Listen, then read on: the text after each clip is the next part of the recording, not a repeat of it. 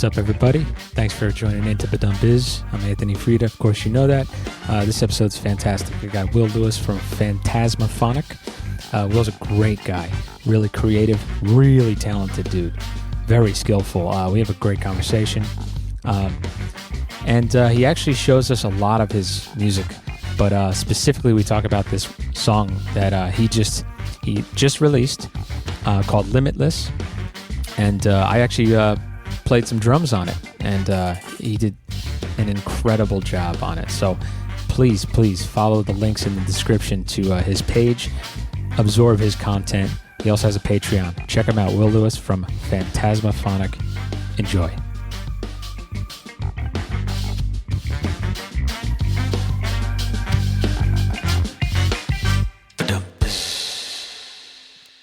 What's up, everybody? Welcome to Badum Biz. Anthony Frieda here. You know my voice. You're sick of it. So here's another voice. Here's my buddy Will Lewis from PhantasmaPhonic. Welcome, Will. Hi, how is everybody doing? Thank you so much. I'm really excited to be here. Thank you so much, Anthony, for having me on your podcast. Absolutely. I want to actually just give a little introduction to how I know Will. You know, when you in life you meet somebody, you're like, that fucking person, that dude was cool. She was awesome. Will's one of those people like, that fucking guy is cool. I like that guy. I want to hang out with that guy. And so anyway, I met Will through a friend. I think my roommate at the time. And you were over the house. You were just part of the hang, you know. Yep. And we had great conversation. Yep. I think we were checking out each other's like YouTube pages, and Instagram pages and stuff. Yep. Yeah, that's right. Yep. And I hadn't seen you for a while, and then I remember like you were over again because you were hanging out with my roommate, and I was like, he's here, let's fucking hang. And again, another great hang. And then so now it has gone beyond that to now we are collaborating. Yeah, officially. Yep. I think we're buds. I think that our conversations for sure has solidified a friendship because we've gotten some deep conversations. Yeah. All positive, of course, supporting. And so let's jump right into it, man. So let's talk about PhantasmaPhonic. Yeah.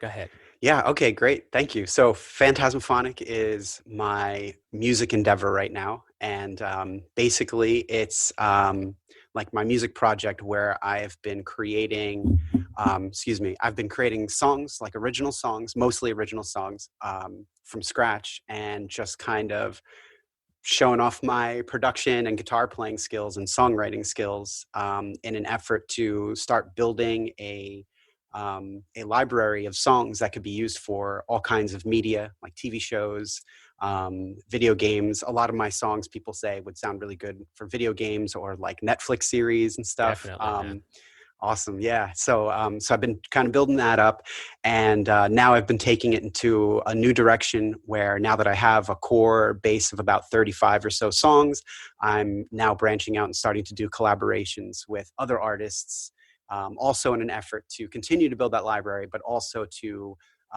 build a network of people and build our own libraries together, and just network through each other, and build more of an audience and a fan base with each other, and just to get to know a lot of other awesome artists and stuff. So that's kind of where I'm at now. I love it. I mean, I like the you think about a musical artist, and you usually think of somebody who's a loner, somebody who's more their intent is to build their own, right? And right. I really like the angle you're coming from it. Not that it's like an angle, like it's a natural place of, I'm enjoying this, and I'm enjoying what that person's doing and this person's doing. Yeah. I actually why not work together? Yeah, that's exactly right. I mean, why should I have all the spoils of war, right? So I love that. I come from the same place, man. Look, man, I'm just a guy who sits behind the drums and maybe plays some cool beats. I don't need all the fans, man. Plus, I don't think I can entertain that many people for that long. Right. So it's nice to throw it's nice to shine a light on somebody who actually might be way more talented than me in many different ways. I'm gonna talk about why I think you inspire me in other ways besides music. Because correct me if I'm wrong, you are essentially you're an audio engineer, Yeah. and you have like professional experience. Oh yeah, yeah, yeah. Yeah. I've done So quite a few songs for and albums and EPs and stuff for other artists. full mixes, full Yeah, yeah. albums. Yeah, yeah, full mixes where they've come in. So I had a studio where I would bring bands in and I would record them from the ground up, miking the drum set, quantizing the drums, the whole nine yards, melodyning the vocals, mixing everything. Um, and Ed Littman, he's a mastering engineer. He would master a lot of my stuff. He still does it from time to time. He's an excellent mastering engineer. I just want to call out him, Ed Littman with two T's, Littman. And yeah, so I had like a business going like that. Yeah. And I was busy like every day, where I had towards the end, I was like several months where people would have to wait to come in and Whoa, get to work with me. I was really excited about it, man. that's Yeah. fucking awesome. Yeah. And I did like about several hundred songs that way. That's Yeah. fucking awesome. So okay, Yeah. so audio engineer pro at it, right? You're guaranteed to, and like that, that label, we'll call it a label, or we'll call it like a weapon on your belt of, whatever fuck I'm trying to say. Um, if somebody were to be like, "Hey, Will, are you interested? And I'll compensate you to mix my material." You could Yeah. totally, you're able to do that. Yes. Oh, yes. Yes. Absolutely. And It's that's what really I do. cool. That's fucking really cool. And Yeah. it's so easy these days, right? With just send Hmm. me the files, you know what I Yep. mean? Send me the Yep. stems. So that's okay. So that's one thing. Okay, you're a writer, right? You write music and Yeah. produce music, right? Yeah, production Production and and writing. writing. Those have been Go like ahead. my big things since I was a child, actually. If I could say briefly, when I was, this is kind of partially my story. When I was 11 years old, I found my father's Mustang guitar. It was seafoam green, I'm pretty sure, in the attic. And he had some guitar pedals and he didn't play. My father actually had a hand accident. He was making bombs when he was a teenager and it blew up and it blew his pinky off, right? Oh my So this is God. great podcast info. I'm just going to go straight into stuff, right? I've watched Oh my. podcasts. I know what you guys want, Yeah, right? man. You want stories. I got stories. So he would take like little cylinders, like the plastic, the cardboard insert for like paper towel rolls, put wax on the bottom and then shave off the match heads, right?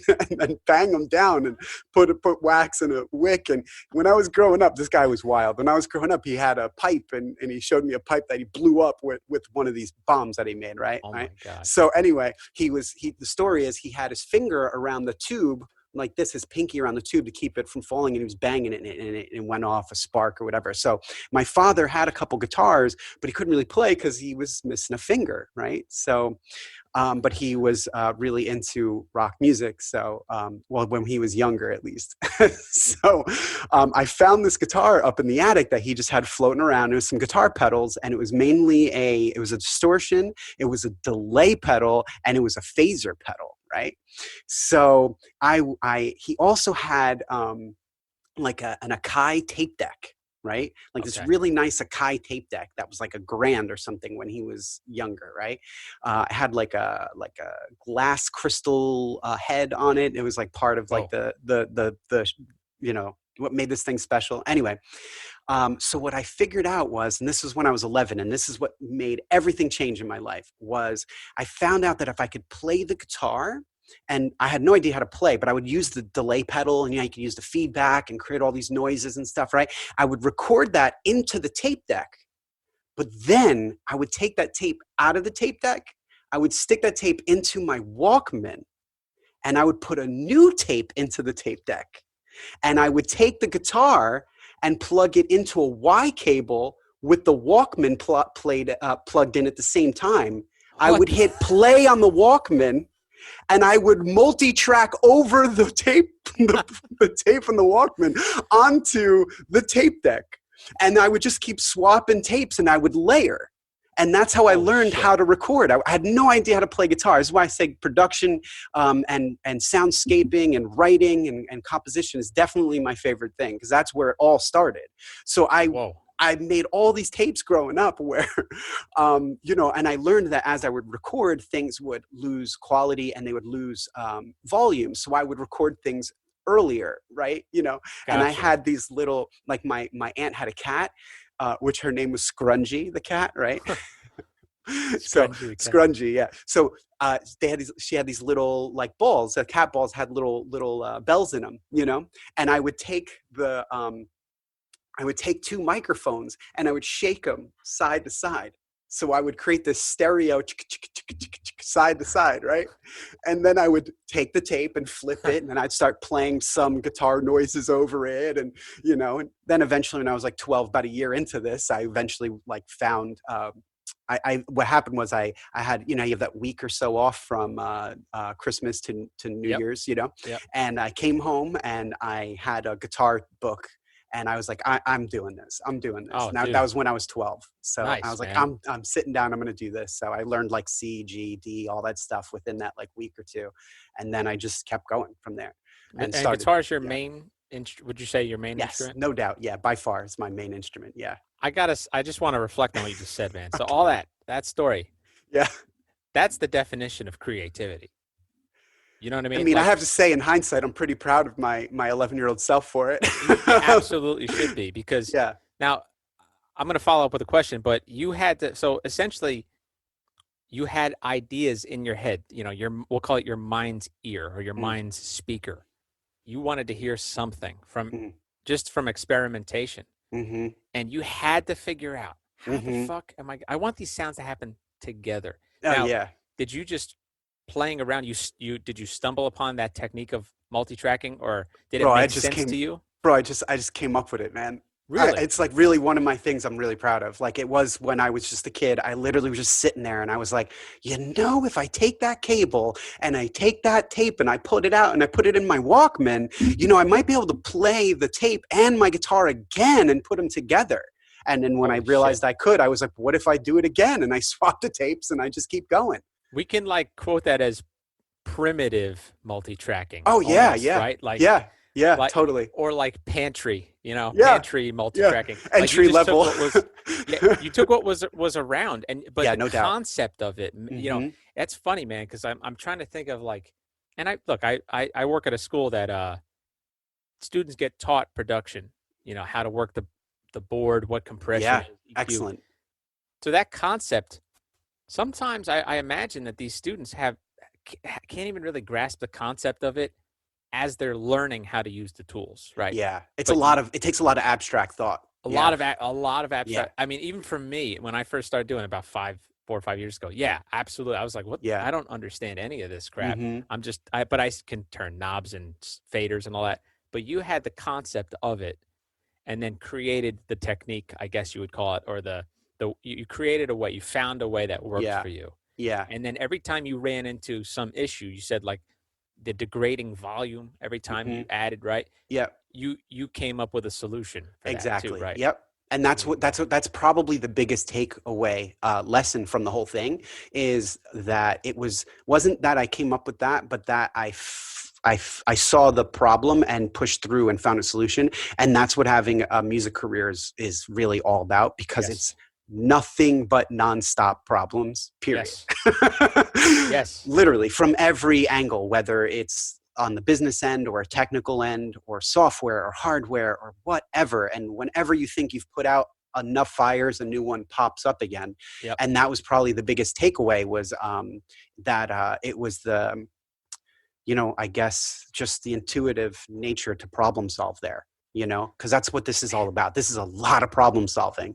Even writing songs is problem solving. Absolutely. It's literally, for me, writing a song is like creating these puzzle pieces and then trying to find ways to put it together in some Yep. ways, and it's all problem solving. Like what kind of riff or lick or even what key should I bring the tempo up here? Like our song, I was listening to it, I was like halfway done recording it and I just stopped and said, it's slightly too slow. There's something about it. And I sped it up to, like 8 BPM or something. And I was like, yep, that it just sits a little bit better.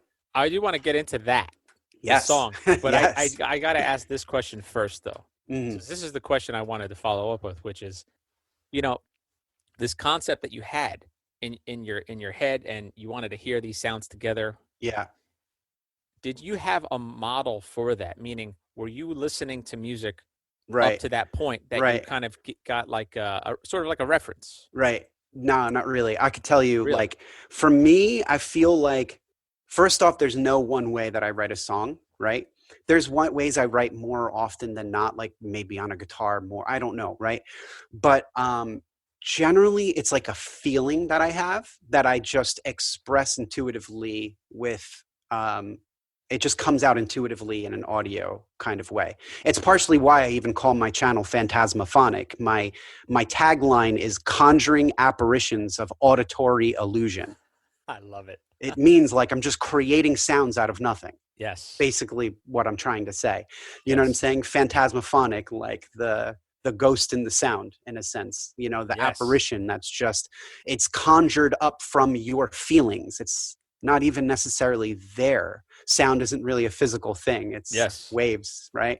You know, so it's like just something I feel inside. Like I heard your beat and I had an emotion, and that emotion intuitively came out in that way. I didn't necessarily sit there and be like, yeah, this is what I want. I mean, to some degree, yes, but it's more like some guidelines. I do like working within guidelines. That's another thing I like doing, where Of I course. give myself like rules. You know what I mean? Like, okay, I'm going to do this, but I won't do this and this and this because I know that that may take away from the end goal, and you know, becomes like where you're like mining for the smallest piece of gold.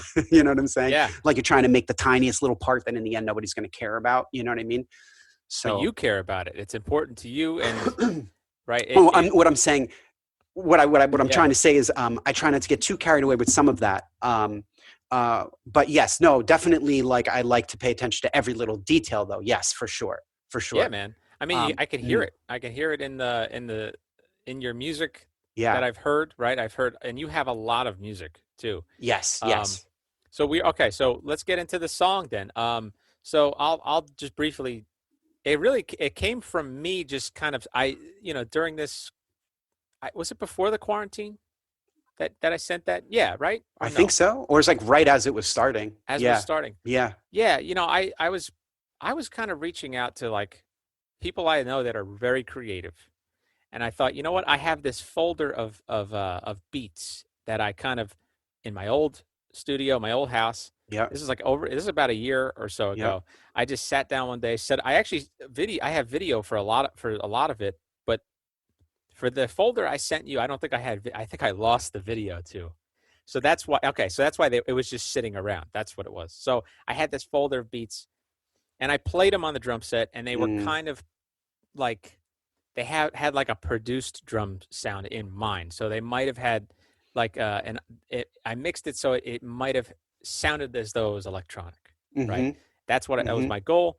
I guess it Mm-hmm. was relatively successful. So I Mm-hmm. shared this folder with you, and out of that folder, you picked this particular beat that I'm actually proud of that beat because again, I stumbled upon with some sort of rhythmic sticking with Yeah. between Yeah. the drumsticks. I Yeah. stumbled upon this pattern, Yeah. and It's really cool. oh, dude, Yeah. it's one of It's a my really favorite. cool pattern. Man, I'm proud of it. And so anyway, so you took the beat, right? And you eventually did you loop it eventually? Did you have to like cut it Yeah, up and so loop it? I took your beat. I found where I liked the loop. The loop's not even one solid loop. I actually pieced it together a little bit. Oh, word. Yeah. Wow. So it's like one part of the loop, but I think like say if we divided it into four sections, I think the Yeah. fourth section is like a copy of the first section. I don't remember Okay. exactly, or from another part that I moved in.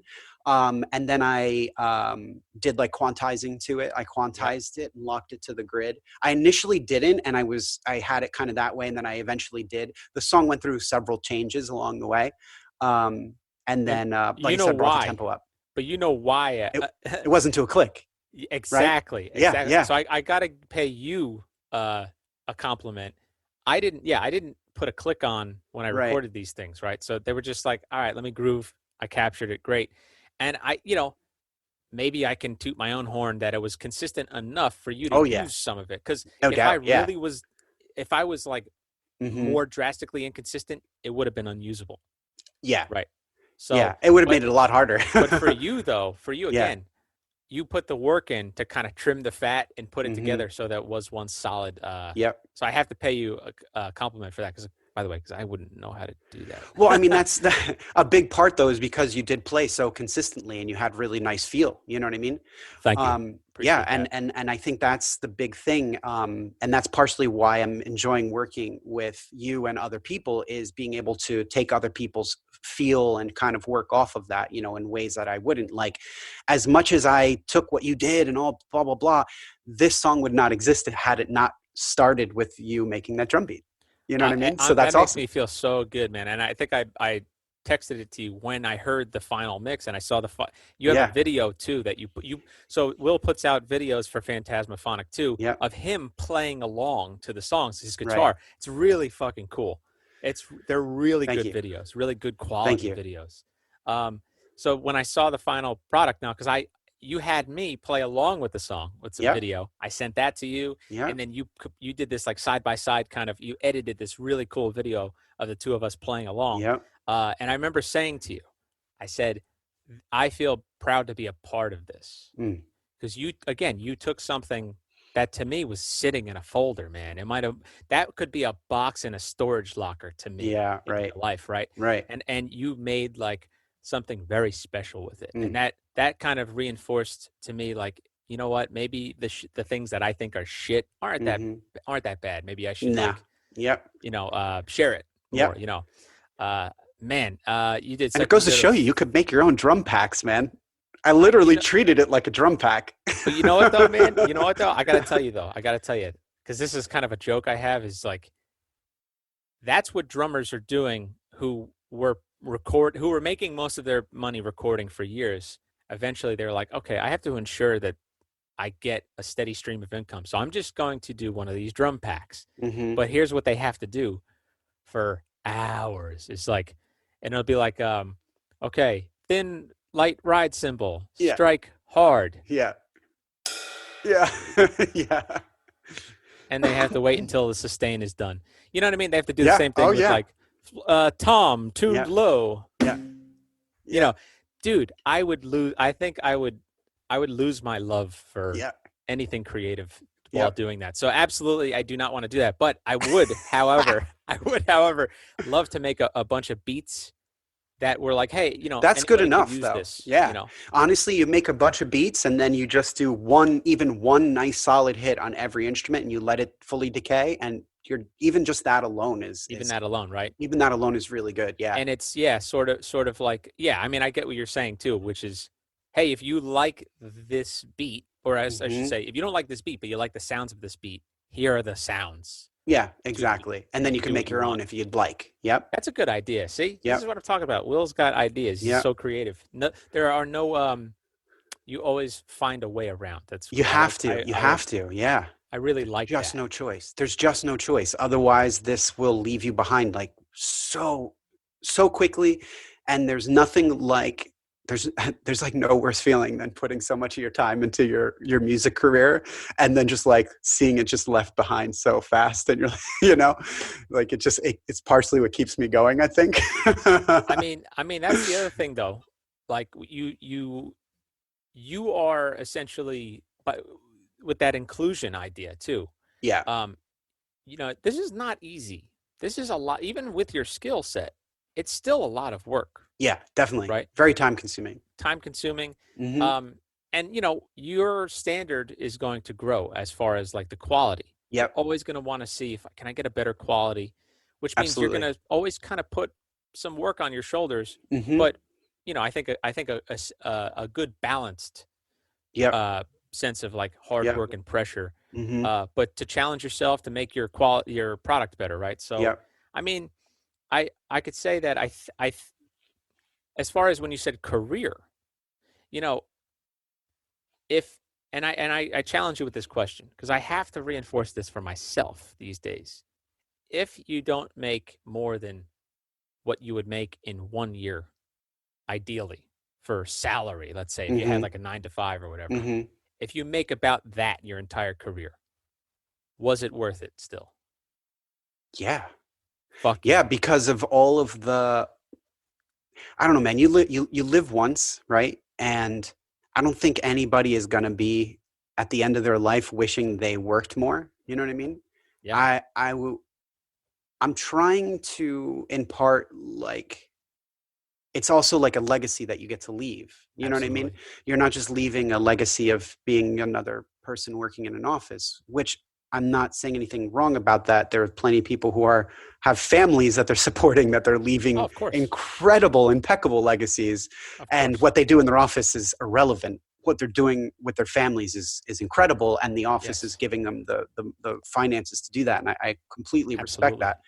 that. Um, but in this situation, where I am taking the chance of just trying to continue to be a creative person through thick or thin, you know what I mean?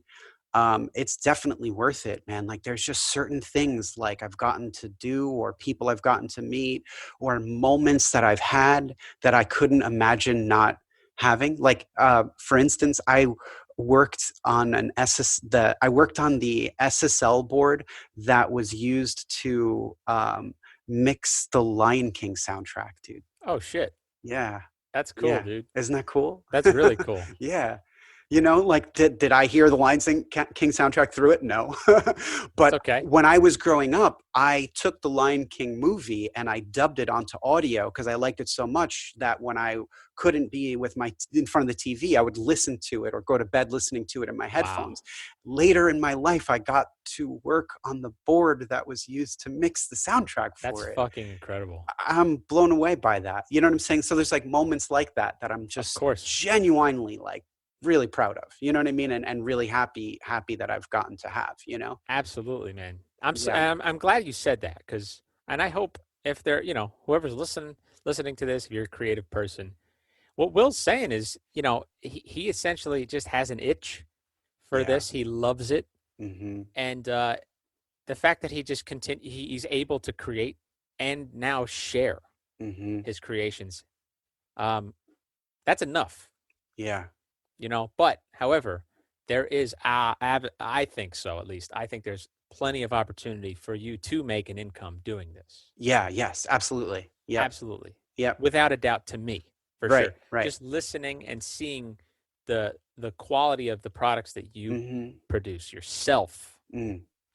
It's a very impressive. Thank you. I, So if I may, like when I was so, I've had this career for, almost several decades now, but since I've started, and years ago, like I said, I was recording other bands for profit, and I still do that from time to time, where I'll do like mixing or a mastering gig or something like that, and that's great. And then I also was in a band where I was the guitarist, and I also did the production and stuff for. And I've been in other bands as well, where I'm the guitarist and I do a bulk of the writing or whatever, blah blah blah. And I feel like where I'm going now with PhantasmaPhonic is like I'm taking all of that, and instead of like, it's like the next level of working for yourself. It's like I quit my job to work in music, but when I worked in music, I was still working on other people's music. I was still yes, working for somebody else. You know what I'm yes, saying?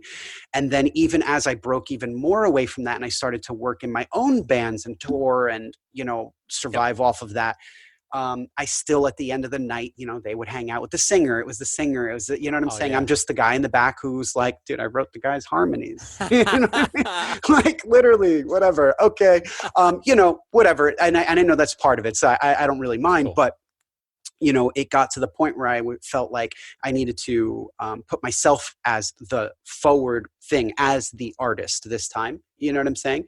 And that's kind of why I started this now. And, in the beginning, it was incredible. I was like, did get a good response, but also I was just like this.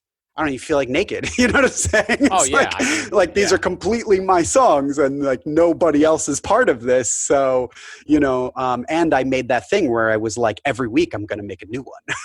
You know That's what I right. mean? That's right. I do And that was remember the that, other man. thing to my channel, where Oh for my god. over 30 weeks I missed one week. I think Holy I shit. made one song every week and released it with a music video. You Can know? we just real fast? Can we just I want to spell that out for listeners. Yeah. Okay, so Will came up first of all, he came up with a concept and it could have been right. It could have been a melody that was in your head. It could have been you on your guitar searching for a sound, Yep. whatever it Exactly. might be. Whatever, however it starts. And you built around that Hmm. and you kind of follow the breadcrumbs of motivation and That's pretty right accurate. inspiration, right? And Yeah. so even even that alone to come up with the song, right? Now Will has to record all the parts. Mm-hmm. Uh, he has to make sure they're lined up and multi-track them, Yep. mix them in terms of EQ, Yep. compress them, and then get the full make a full sonic product, right? Yes. But Yep. that's not all you were doing. You Mm-hmm. were also creating video content of, like I said before, of you Yep. playing along uh, with the song. Yep. But it wasn't just like, I guess I'll put my phone and I'll duct tape it to the wall and whatever. Right. No, you have really good quality, I think, really good quality Thank you. video, I'm trying, you know. multiple It's a work in angles. progress. You have even the dude. I got to, and I think I complimented you on this when I first started seeing your videos. That the logo, the lighting of the Mm-hmm. room, uh, plus the angles and the video Mm-hmm. quality. I mean, dude, it looked like. How about this? It looked like when I clicked, and I remember it was like the first 2 or 3 weeks of you putting these out. I remember clicking and watching the video and going, "This looks fucking cool," and then expecting to see hundreds of thousands of views and likes because the quality was Maybe so one day. good. Oh, thank you. But Thank you. that's what I mean. I'm not. Yeah. Who gives a shit about Maybe that? one day. I think so, but I think so. And your persistence also too. I mean, Mm-hmm. to see, holy shit, here's week 5. He's got another one. Holy Yep. shit, how many weeks is this? And then Yep. 30 weeks. You said. I was like 35 or so, something like that. Holy fuck, Yeah. man. It was well That's over a half a year. lot. That's a Yeah. lot of Yeah. work. Like Yep. one song in a week is enough to Yep. burn me out. So I have to pay a lot of Yeah. compliments for that, dude. Yeah, it was a Holy struggle and I shit. got burnt out quite often. But I knew I needed to do it. It was something I knew I needed to do. Like I have to create a portfolio. You're like a Navy SEAL of a creative artist at this point after doing that, Yeah. probably, right? Yeah. I Your mean, ability to produce, come up, yeah. Well, make a that product. was what was really helpful was I which we can talk about at some point, but I had an injury and that kind of caused me to take a little bit of a hiatus, especially playing guitar. Actually, the dreaded finger injury that every Oh man. musician, I had it. You know what I Oh, mean?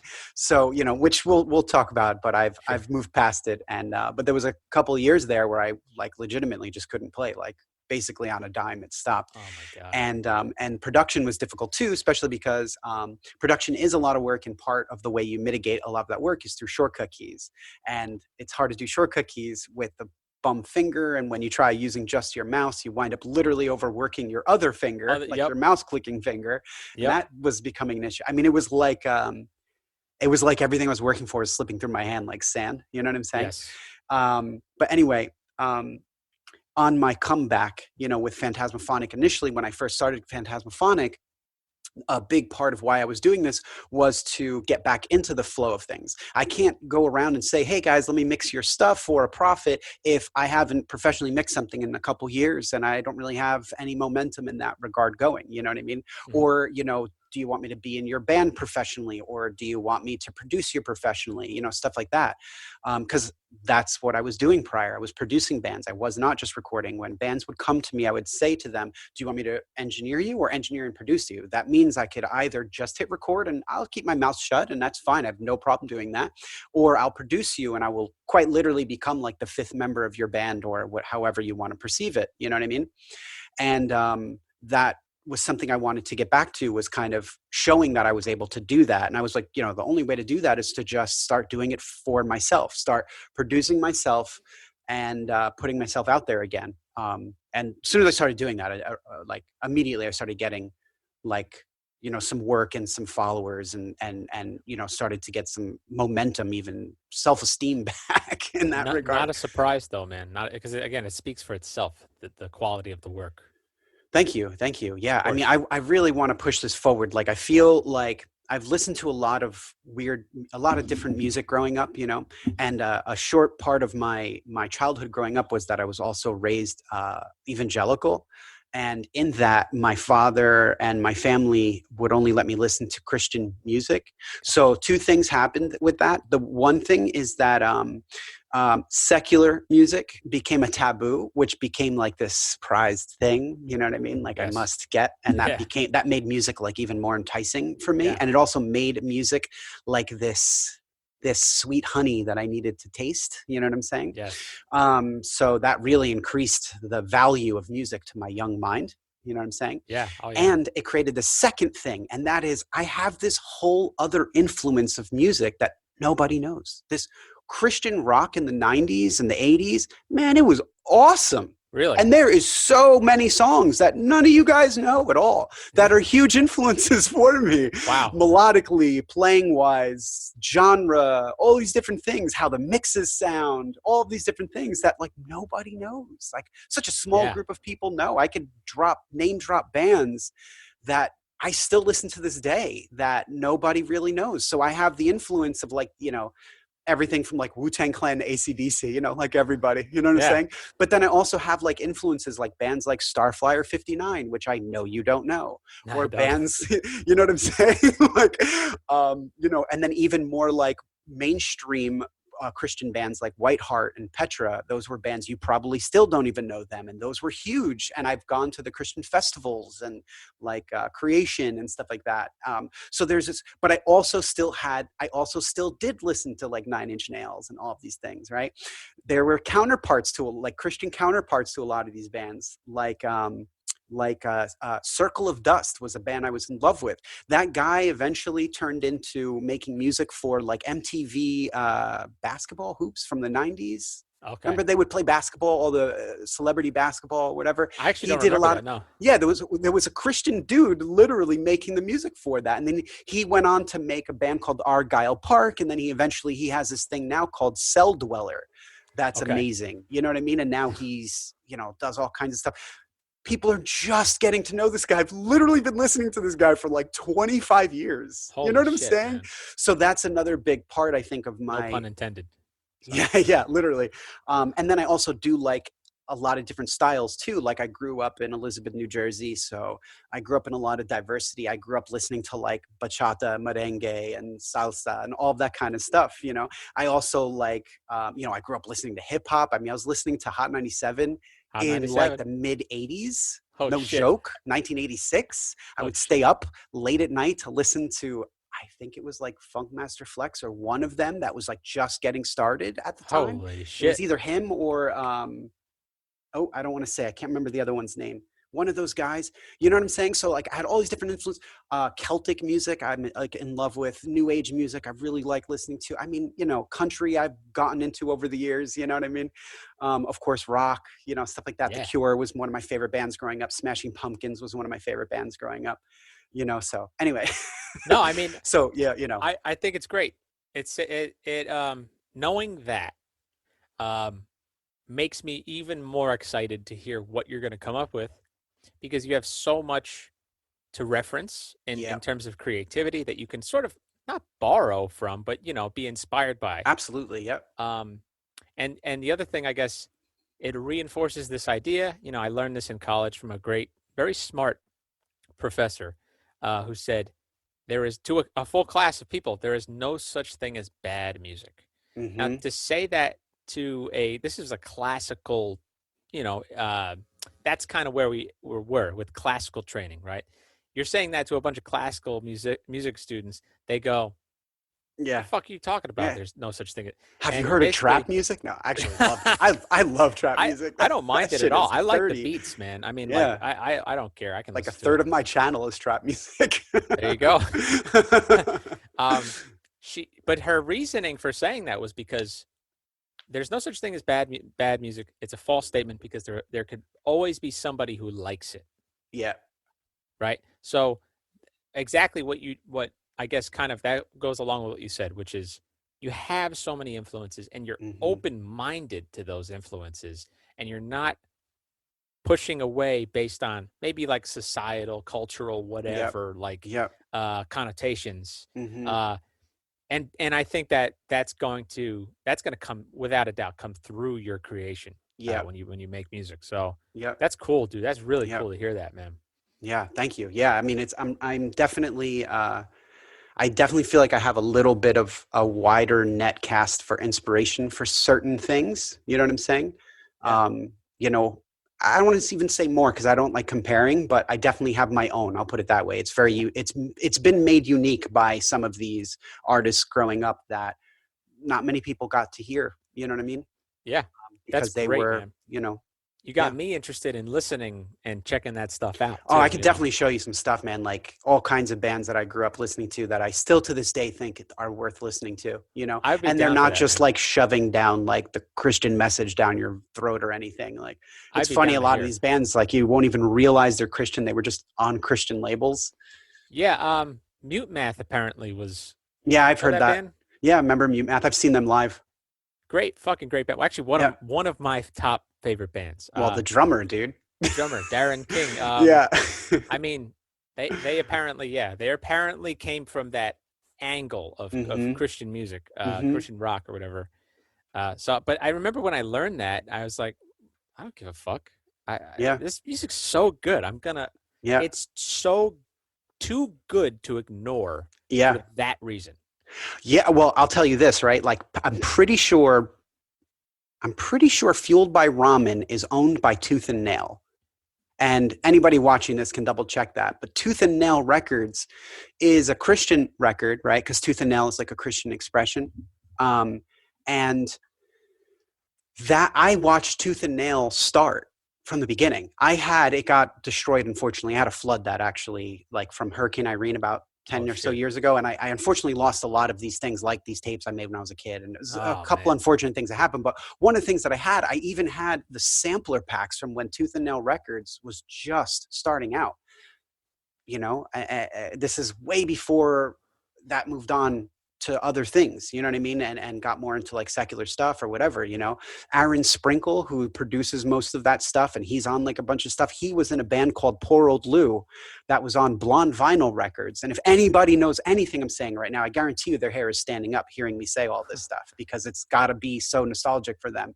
You know what I mean? This That's guy great. is now like a big deal, like behind the scenes kind of guy. I met him 20 something years ago, when Wow. he was still playing in Poor Old Lou. And then he turned out to, I think he's part of all of that now. I think that's where Fueled by Ramen comes from. I'm pretty sure. If it's And not is them, that it's a another label? label. Fueled by Ramen is a label? Is a label that like Paramore is or was on. And I think like Oh, cool. Under Oath and stuff. Some of this I might be slightly off, but anybody viewing can please check. But I'm pretty Those sure. those two groups, by the way, Under Oath and Paramore. Uh, if anybody's listened to that stuff, I'll be honest. I didn't like take that on as that's a band that I listened to. However, Yep. every time I heard a track, Mm-hmm. it was always like, God damn, that is it's quality performance Yep. on recording, and that I mean that's what I look for essentially. I've been actually blown away by it. There was one Paramore song blew me away. I don't even Mm. remember the song, but it had like a gospel choir in the background Oh by the yeah, end of the yeah. song. Yeah, yeah, Fucking yeah. amazing, Yeah. amazing song. I really like that song. Uh, um, It's do you funny want you to say that, because I go think ahead? if Yeah. it's a song I'm thinking of, it's the one where how you feel being in the real world. Yeah, Dude, I don't. I'm yeah, trying. yeah, yeah. I So have I, the. I know I know a little bit about Paranor more from the back end, because of one of the bands I worked with Paramore, same producer. They had the same producer, which is at the time it was the guy from Elmwood Park. Oh, geez, he would hate me if I didn't say his name right now. Oh my gosh, I can't remember his name. I'm the It's worst okay, right man. now. No, you're I'm the not. worst. But yeah, they had the same producer or whatever, so I know a little bit about that. And I'm pretty sure that song's about the bass player who was kicked out of the band or whatever, some Oh drama, wow, whatever. Yeah, I dude, don't that's know, cool. man. That's cool. I don't know. That's cool that you kind of like. I didn't give any information about it other than there being a gospel choir, and Yeah, that's like your yeah, brain is. Are you one of those? Your brain is like you remember shit like yeah. small Yeah. details of shit. So when I was on tour, one of the things that I was useful for was I always knew where everybody's shit was. People would literally be like, dude, can you tell me where the hell's my watch? And I'd be like, oh, I saw it. It fell behind like this thing, blah, blah, blah. And they'd be like, dude, every time I would just like, I don't have like a photographic memory, but I definitely, I don't know, like a little That's awesome. Rolodex. I'll be like, Your yep. your ability to track things and remember. Yeah, Yeah. that's Yeah. fucking. That's useful, and I bet you that helps your creativity. Yeah. Um, do you want to talk about this song that we Yeah, worked dude. on, Let's or that please you talk about worked this on? song. I didn't do anything on it other really. Well, the first thing is I made two. I didn't just make one. Oh, sweet. I have another song I made that using your drums. Really? Yeah. Did I not Yeah. hear it yet? No. Oh shit! I'm Yeah, so and it's excited. from like when you first gave them to me too. Yeah, like the bulk of the song I made from your thing was Yeah. like I made right away, dude. Yeah, Oh yeah, shit, dude! yeah, I'm man. so excited So now. I have another, and I'll show it to you so we can talk about our song. It's going to be a different one. I'm going to show you. Oh, dude, I, I can't wait. yeah, I just love, bro. I seriously love writing, man. Like it just gets me going, bro. Like I sit down and it's just like I just want to make stuff. Um, Fucking let me see if awesome. I can find this easily. Where is it? Um, if you just thank you for your patience, Oh everyone. no, it's cool. What I'll do this. How about this? While you're looking, I'll just kind of play that pattern that was on the Yeah, song, yeah. All right, just to cool. show. Uh, yeah, it was just like Yep. Mm, so. I think we went a little faster though, right? It's like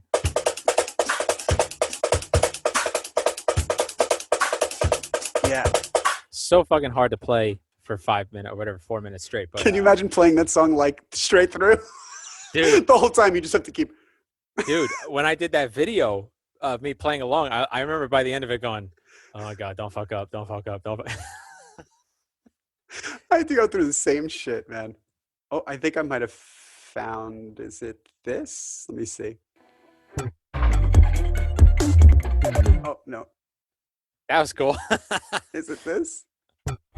No, that's another song. Wait, is it this or is this? Oh, this is it. That's it. Let me see if I can find a more complete version. Oh no, this is it. This is it.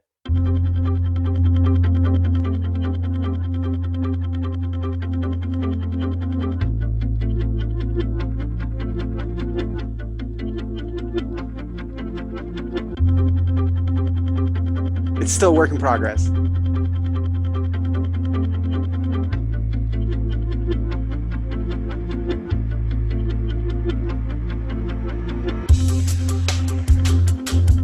Oh shit, that's me. It's you, bro.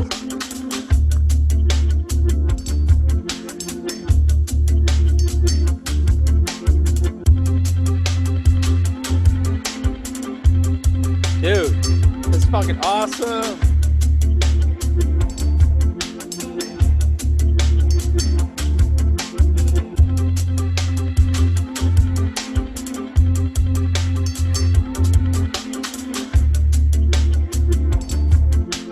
Dude, I love Right? this, man. I love Nice, this. nice. All right, that's the Fucking, taste. I Yeah, can't wait to hear that. yeah. That was like a world premiere. You didn't even know, dude. I I didn't even made know, you. dude. I I made didn't two even know. songs. Yeah, That was the best surprise ever. yeah. So I'm already halfway done with our next release. Oh, dude. So I kind of want to now create more beats for you. I think you should. I'm serious. I Oh really think you man. should. So my goal is so I have the after this song we're putting out on Friday, I have two more songs coming with two other drummers, and then I have a whole group of other people that reached out, guitarists and bass player, all different musicians. So I want to get through like a bunch of them, but then I want to like circle back to back to another song with you, and it'll either be that or another one. You know what I mean? Oh, Like sweet. or just another one, who knows? But so yeah, I want to not just make one song with people, and then maybe down the road I could even try getting multiple people on a song, but that's That's that's down the fucking road. awesome. I mean, But I now remember that beat, but it's again, it's you made it come alive into something hmm that you. How about this? You created a character around that beat. yep, That is a yep, person that is yep, and has a story. That's hmm really cool, man. Because sometimes I'll make something, I'm like, yeah, it's fine. The groove is yeah, fine, whatever. And again, it goes into some folder. yeah. So cool, Well, it's so all cool to I hear. was listening for like ear candy and stuff, and I like the little nuances you were doing and stuff. Same thing with the song we're putting out, or will be out by the time people hear this. Same thing. Like to me, that's ear candy. All that kind of quick little noodling on the on Oh, your dude. hi hat and the snare and stuff. So I got That more. kind of I got stuff. more things than I'll put together a. I got to get on that. I've been this Yeah. setup here, by the way, for listeners, viewers, whatever. This is my teaching setup. Yeah, it's awesome, It's man. no different. It's really nice. When I sit down behind here, I'm usually teaching. So then when I sit down behind here to create, I'm just like, I'm always like in the, oh, do I have to teach for 5 hours? No, Yeah. I gotta like, no, this is Yeah. playtime, you know. Uh, yeah, I'm inspired now to create some more stuff. Yeah, well, you were a Um, big inspiration for me too, even before I started, because you were putting out these nice videos where you had your mic up drums and stuff. And I had told you that when we were that's right. initially, talking, like we first met, and That's right. I had told you like that was something really important to me. So I'm grateful, like my first song back since my kind of recent hiatus, for listeners. My wife and I purchased a house, and that just came with a ton of responsibilities. So things with PhantasmaPhonic kind of got pushed to the side, but it was also because of an injury that kind of got exacerbated, like a neck injury I had, that got exacerbated from me working on the house. You know what I mean? Oh, So got you. yeah, That's yeah, right. yeah. That's right. We had that Yep. conversation. Yeah, That's right. I'll just tell your audience Go basically ahead. what Yeah. happened. So this was about 5 years ago. I was producing a band, and the singer, just straight up, man, was a complete alcoholic, right? And I was in the studio working, and when my birthday clicked over on midnight, um mind you, I wasn't even drinking, because I don't drink when I'm using my ears, because you can't really hear audio, right? You know what I mean? So he came in to say happy birthday, but in this complete drunken, like been drinking for hours kind of way. And he Oh threw me man. on the couch in the control room, and jumped on me to like kind of be like, yeah, happy birthday, bro, And he wound up pushing my neck into the corner of the couch. And with all of his like 200 and something body Oh weight, he was literally slamming his body, and he was so drunk. Everybody was screaming to get off of me. I was screaming. Everybody was screaming. He was so drunk. He just had no clue what this guy was. He had no clue what he was doing, and he wound up herniating. I think it's like the C3 or something, one of the discs in my spine. And to make a long story short, I was going through therapy with it and stuff. It obviously ended my time with the band. You know what I mean? yeah. Especially because he did not handle it well at all. He basically, it was one of those things where he never actually said sorry. He only said, "I've already said sorry." You know what I mean? And you're like, dude, you never did. And even if you did, like, I still would love for you to pay for the hospital bills that year Oh I'm God. accruing, literally the thousands of dollars it's Yeah. costing. And it was a complete mess. And then he wound up just like ghosting me. Like I was in the band too, like playing in the band, and found out the band was together practicing, and he just fabricated a story that I was working with another band at the time. Like I was producing another band, because when we would come off the road, I would, if I could, I would schedule some production to make some money. So he fabricated a story for like one of our rehearsals. We would rehearse for like a week together, like before going out on tour. And I found out the band was together practicing without me. And when I talked to him, like, "Oh, we thought you were working with a band. That's what so-and-so said." And I Oh was my like, God. no. So I wound up just kind of like, it's like the dude hurt me, couldn't face that what he did was wrong. And then instead of making it right, he just pretended like he did, and then just ghosted me and just slowly pushed me out of the band. And he would keep messing with my head at shows. Like when we would play, he would do antics, which is cool. And we had some planned for shows. Like we had different antics we would do during shows, but then after the injury, I would tell him before every show, like, "Don't touch my head, man." And he would Yeah. still touch my head. And I'd literally be on in the middle of, front of a full audience. And I'd be like, "Dude, you just aggravated the injury again." Anyway, Oh my God. long story short, I was going through therapy with it, and I'm not trying to take this podcast in a dark way, but No, it's okay, but man. just to give people a overview, and I'll get right back to the happy shit. But No, it's cool, man. right towards the end of me getting my herniated disc fixed, my mother was unfortunately diagnosed with cancer, and I started to take care of her. And we moved in together at my uncle at her brother's house, which was like an hour away from the therapy office. And bro, the last thing I was thinking about was my neck at that point Oh anyway. yeah. So I wound up kind of, I mean, I had like several sessions left where they were starting to now push the bone back, the disc back into place. And I stopped going. And then it kind of was okay for a couple years. And then when we bought the house, all of the like looking up and using Oh my man, hands that's right. completely exacerbated the issues. And all of these new symptoms came, like getting numbness in my fingers and Yep. stuff. So I wound up getting an MRI and finding out the herniated disc got significantly worse. We tried physical therapy a couple times, that didn't work. And my, the doctor straight up was like, I don't even think you should get shots. You should just go straight to getting the surgery. So they're going to operate. And then I made the appointment for the operation. And then about 3 weeks before the operation, the coronavirus happened and that got canceled. And I've just been Jesus. kind of dealing with the symptoms. So basically now it's changed. It kind of keeps changing, I guess, because of the bone, the disc moving around. And I also have spurs or burrs, I guess they said, spurs growing on it, Yes. Okay. Yeah. because of the constant inflammation. Yeah. So that's causing pinching as well. So I basically, on these the pointer finger and the thumbs, I get these like hot needle pricks. And I've also been getting this complete like numbness in my right arm where I'll just literally I can't even hold my arm up. Like it just dies basically. Oh And I shit. have to kind of like find a position with my neck where I get like life back. So I have to be kind of mindful of a lot of things for God now. damn it. And because it's up here, the spinal cord goes through, so I have to be mindful of it. Since it's actively changing, the doctor said you have to be very mindful. Like if my breathing changes, if my digestion changes, I have to immediately go to the doctor, because it is at that point where it could eventually start to mess with my spinal cord at this point. So I'm going to Yeah. be getting the surgery once all this stuff clears up, and with the coronavirus and stuff, First of all, I hope that when you do, when you're able to get the surgery again, Yeah. um, I hope it really fixes you. Thank you. Yeah, I hope so too. Painless, because I gotta tell listeners, I have a little bit of experience with carpal tunnel syndrome and all that, and actually might Mm, go beyond carpal tunnel syndrome. What Will's talking about with the spine, right, and specifically the neck. Your nerve, the spine is what, right? It's what mhm. allows you to feel, Yeah. and any type of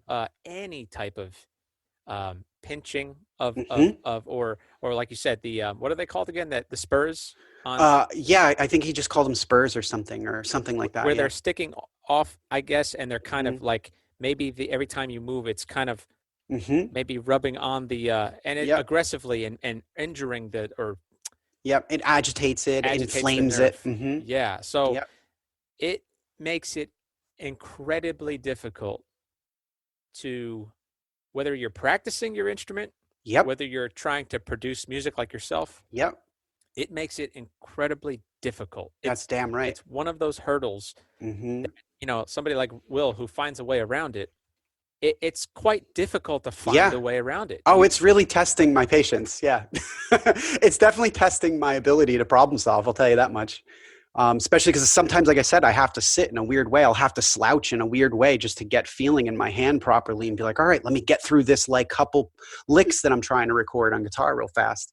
It's like that. Yeah, definitely. My God. Definitely. I And mean, by I the was way, right at the point of needing surgery. You know what I I mean? So, and about that, that's another thing listeners need to keep in mind, right?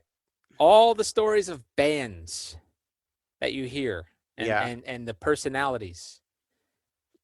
There are more, how about this? There are more bands that fail than bands that Oh, make it, yeah. right? Without a doubt. Yeah. And they come with stories like this. Yeah. There's And some have tragic reasons why they failed. and it's a real damn Worse than shame. mine. It's a real damn shame that, like the personality who gets all of the attention Hmm. can't just realize the importance of everybody else in the band. Yep. And that really is what, just that alone, right? Yep. Just I'm better, I'm more Yep. important. Yep. Yep. And in your drunk state, you can think about when you're drunk like Hmm. that, you are when you're drunk like that, there is no stopping of judgment Nope. in your behavior. So Right. your behavior could probably be its most primal, but in terms of you're so careless, right? Hmm. And to somebody like yourself to like, well, first of all, you're not a big guy. Like you're like me. We're No. not big guys. Yep. So then to be thrown on a couch, I Hmm. obviously it was out of love or fun or whatever you want to It fucking wasn't call love, but it was fun. it. Yeah. It was fun, right? It was to be fun, I think. For him, maybe. I don't know. Yeah. And then to now to make look, man, I'm easily guilted. I grew up Catholic. um, My I, man. I would feel so fucking guilty if I injured you that way, and to not Yep. take responsibility for it, Yep. to not even just I'm really sorry, and really what you said I know. before too about like, hey, you mind helping me pay for these hospital bills, Yep. like, and then to be ghosted like that, it really defines who that individual is, which Well, is I would like to further define this individual by saying that even after me doing that, this was a band that I was in and I was producing, right? After this happened, we were right at the tail end of finishing this EP that I was mixing for the band and producing for the band. And I told him, bro, like, I'm not in the band anymore. Like, you can't take this music. Like, this oh literally, your shit, band literally sounds like me now.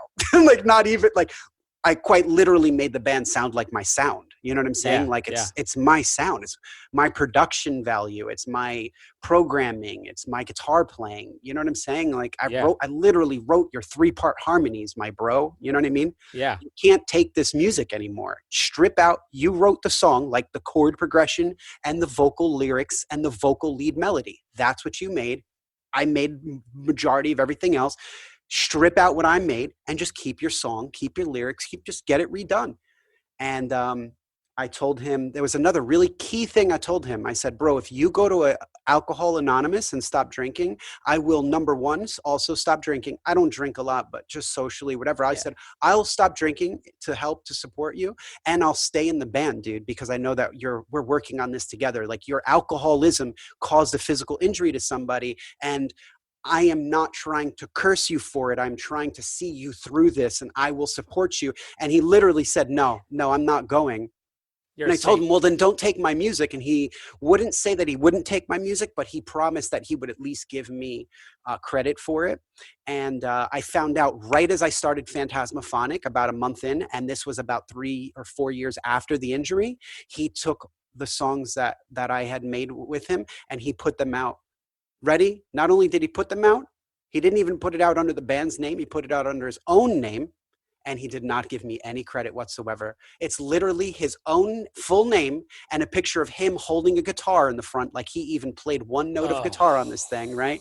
And he gets all the credit for it. Now, I know it's not really something that's going to go really far, and I'm not going to like lose money or anything. You know what I'm saying? I'm not really yeah, like worried about that.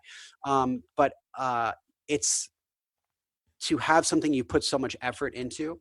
When I had put everything I had ever learned in music into these 5 songs, because I was certain that if we can get these correctly done, that we could make some real money and we could go somewhere with this band. I was not joking around. This was a yeah, band that every member was, already touring for months at a time. It's not like we had people with full-time jobs or kids. We were all ready to do this. Every one of yeah, us was ready to do this. You know what I'm saying? yeah, And we had an excellent singer. He wrote really good lyrics, really good melodies. You know what I mean? We had a really good band that was not egotistical. And I was producing and I felt really good. I felt really confident about my production and what I was putting into it. And I believed fully that we were going to be able to make this. So it's not just songs that I produced. It's a culmination of everything I had up until that point put into 5 songs, right? Like I yeah, said, even his vocal harmonies I wrote. And to have it just to have it be stripped away from me because my guitar talent was stripped away from me at the time with the injury and the neck injury and all of that, it just felt like man, I can't even begin to tell you the darkness I felt through all of that, um oh man, the sheer hatred, man. I'll just be honest, man. The sheer hatred that I have to even still to this day, like learn to like work through and just, the guy's play. I don't know if the coronavirus is going to change it. He's playing a show like in October, and he's going to play these songs and he's going to use the backing tracks that I created. You know what I'm saying? He's got a video on Instagram where it shows like my new song release, and it's nothing but the clip, the intro music right, to the song. It's not even the song, it's just like a clip of the intro music that I wrote exclusively. Holy shit. You didn't even have anything to do with the intro part. You know what I'm saying? So it's like he's even clipping parts that aren't even where he's even singing on, just clipping parts that are completely stuff I made and being like, my new song is out, you know. Dude, it's a real, and it really showed me because during that time, right, I was writing one song every week, Yeah. right? All I kept thinking to myself, man, if you want to put songs out, just make new songs, my Mm-hmm. guy. Take the songs you made and redo them and then put them out yourself and be Yeah. proud of that because you did that. But instead, you're taking somebody else's production that was giving it to you for free, but you instead, like, quite literally physically assaulted as your thank you and then ghosted. You know what I mean? Like, I got to calm down, man. It really pisses me off. You know what I mean? Dude, I'm So, livid. Just yeah, it's, I'm an empath. So like when you're telling me mm-hmm, this shit, yep, I'm like, yep, dude, I'd lose my yep. mind. I probably, man, I don't know. And it goes to show you, like, in this industry, you know what I mean? There's a lot of snaky people and you have Yeah. to protect yourself. And I'm learning still, I have to get better at protecting my intellectual property better and making sure that that kind of stuff doesn't matter. I did look into a lawyer.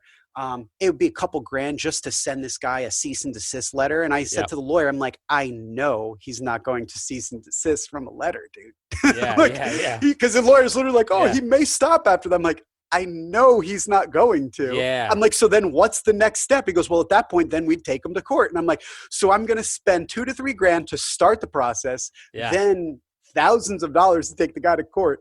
And if I even win, what am I going to win? Okay, he'll take them off Reverb Nation. And I just Yeah. spent, I Oh, don't know, 4 Jesus to Christ. 12 grand to Oh, get music taken off Reverb Nation. Like, what is I that? mean, That's not a good use of my money. of course, no, I mean, Of my, like, emotion too. You know what I mean? of Yeah. course, dude. Yeah, I yeah, mean, yeah. you ultimately made the smartest decision, which was Yeah. the toughest Yeah, decision. yeah. Goddamn high road. You know what though, man? You're not defined by, right? You're No, not defined no. by that. You're Nope. defined by what you He is. produced. He is, but you're defined by Right. what you, how, with Yeah. all of those complications, all those Yep. hurdles, Yep. what you created during that time, Yep. and I then how mean, you bounce back too. I get to move away from this being defined as somebody who can just keep writing music, and he Yeah, gets to be defined as somebody who is literally a thief a thief. Yeah, and an abuser and an alcoholic, a physical abuser and an alcoholic. You know and what I he's mean? And that's probably fine. And I lucky. wish him the best. And I truly hope that he can work through his alcoholism because I honestly still care about this person fully. You know, I really do, which Wow. is why I said I would stick around. You know what I mean? I didn't say I'd stick around for my health. Obviously, Yeah, I you mean, don't hang around this person for your health. Take it from me. You you're know a what I'm good saying? person, man. You're like, because I wouldn't have done that. You're a very good person, and you know what? That guy's lucky that you're not saying his name right now. Yeah, absolutely. You know what I mean? Absolutely. Yeah, Because absolutely. you know, and by the way, first of all, if you decided to say his name, that's like a boo hoo. Don't do that in the Hmm. fuck that. Hmm. If you wanted to say his name, I would fully support it and I would actually back you up on it. Yeah. You have plenty of evidence. Yeah, We got to you know what? stop I'll that tell you shit. right now. You know why I'm not even going to say his name? It's No, not you even don't because of have the to, by high the way. road. It's because if I say it, then people will check it out and it'll give him more fucking views. That's true too, actually. That's true too. No, And you but know what though? it But is what it is. I do want to say though to listeners out there, what I'm trying to do with this show is I fuck that those like, oh, don't Yeah, I'm scared to say the truth. yeah, yeah. Fucking say the truth. No, there's certain You things that know. do need to change in our industry. That's for sure. Yeah. Yeah, like speaking up about like wolves in sheep's clothing in our industry is something that definitely needs to change. And the other big one that needs to change is fanboys for software companies that are not pulling their weight. That's another big one, big one, big one. You know what I mean? Like Native Instruments, that's a really Wow. big problem. You really need to get your shit together, who charge premium prices and then has such a poor support team that there's literally this guy named like Evil Dragon or something. It's this dude with long hair he's like this looking in the camera, who you reach out to him and he'll try to track down tech support people in Native Instruments. There's whole forums about it. That Really? stuff is gross. Yeah. And I mentioned it once on Native Instruments Reddit, and fanboys literally were just attacking me. You know what I mean? And that's the problem is fanboys, I'm really happy that your experience was positive. That's not ours. Get in the back of the room. We're trying to have a real conversation right now because there's some shit that does need to change with some of these companies. So that's definitely something that I would be in support of. It's something I've hoped to, even with my own channel, be able to do, Yeah, especially with man. like story times, like stories I've had with really, just software companies just really being assholes in tech support. You know what I mean? Ignoring you for a week or two till you literally go on Twitter and you're like, dude, can you please look at my ticket? Oh, so sorry, so sorry. I don't want your apology, man. I want the 2 weeks back of my music career that I've been waiting for you to follow up with me on. Just to also kind of clarify, right? You're talking Will's talking about specifically like companies that create music software, and it could be Mm-hmm. for any reasons, to make synthesizers. It could be Exactly. plugins that Yep. EQs and Yep. compressors. Yep. And when you're working on either a PC or a Mac computer or whatever, Mm-hmm. and you're using a DAW, which is where you record all of your tracks and whatever and put them together and mix it. Um, you'll literally purchase some sort of compressor or EQ Yeah. plugin or something like that, and you'll spend. Give me a number of how much you've spent on one like thing. Oh, it depends because I usually try to go for sales. But for instance, the Native Instruments stuff was about $600, I think, something like Boom. that. So Yeah. think about that, guys. Like $600, and his goal, your goal, Will, I imagine, was to expand your musical library of Yep. sounds and Mm-hmm. just to get more tools Yeah. to create with, right? Yeah. $600, right? And when you have a complication with these softwares, um, what you're saying is you have the inability to use what you paid for, sort Yes. of, right? Yep. Yep. It's like Uh, rendered useless. Yeah. and then you're trying to get the company to help you fix the problem, Mm-hmm. and they're ignoring you, Yeah. Yeah. which is like, hey, it's like we gave you a product, you have Yeah. the product, you paid us for the product. Yeah. Um, Tough shit, Yep. and you're right. That is extremely fucked up. Yep. They started this new model now where they don't even have like direct tech support. They only have like a public forum in which maybe the tech support people will write you back. But a lot of times it's just customers helping customers at this point, which has Oh got to be God, one of the most pathetic things I've it seen is. customer. And then, but they also have to approve your posts. So that's the other thing. They don't even always approve people's posts, which could be because they believe that it's a repost or something. But that's not always the case, man. Sometimes there's a nuance that makes it Absolutely. a little bit different. You tried everything in the forum. It's not like I did tech support in my 20s. I literally worked for Gucci in New York City doing tech support. I'm Oh not a wow. non-tech savvy guy. I Yeah. literally was a tech support agent for So there years. you go. You know what I So mean? you Like I know it. used to remote into Cisco routers and Cisco switches and VPNs and set up tokens and stuff like that. So I know what it's like to be on the other end. I know what it's like to be like, I really don't want to take this call, and just putting in some bullshit response in the support ticket and hitting send. I know what that feeling is like. I just didn't do it.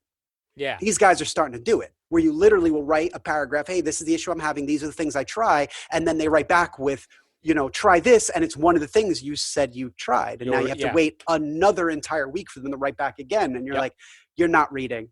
But anyway, that's all No, negative crap, man. But it is it's stuff that okay. does need to change because, it stifles creativity, and it really could mess up things with people's finances because, we don't have an HR department when we do freelance. You know what I mean? Yeah, And that's we true. have a big problem called non-billable hours. That's a Yeah. huge problem. So, every time we do anything, and unless it's directly related to the gig we're getting paid for, it's all non-billable hours. So every single time a piece of software goes down, it's looked at as non-billable hours. It's hours I'm spending, and I can't turn around and go, all right, Native Instruments, you took 10 hours for me to fix this problem. I'm going to bill you 10 hours at $45 an hour.